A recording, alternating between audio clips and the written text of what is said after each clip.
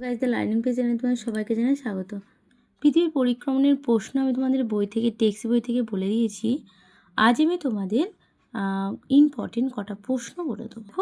কী আছে প্রথমেই বলবো, পৃথিবীর অক্ষ কাকে বলে, মেরু কাকে বলে।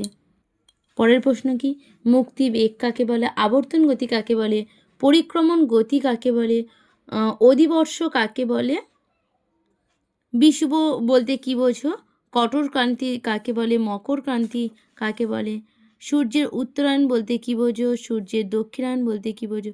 এই প্রশ্নগুলো তোমাদের কিন্তু খুব গুরুত্বপূর্ণ প্রশ্ন, এগুলো তোমরা আগে থেকে করলে আশা করছি তোমরা কিন্তু কমন পাবেই। ঠিক আছে, সব আমি দিয়ে দিলাম তোমাদের, তোমরা কিন্তু দেখে নেবে।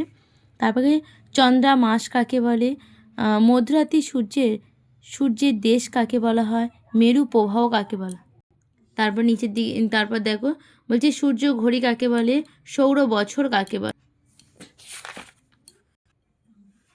এরপরে আছে পৃথিবী আবর্তন গতির ফলাফল উল্লেখ করো, এটা তোমরা দেবে।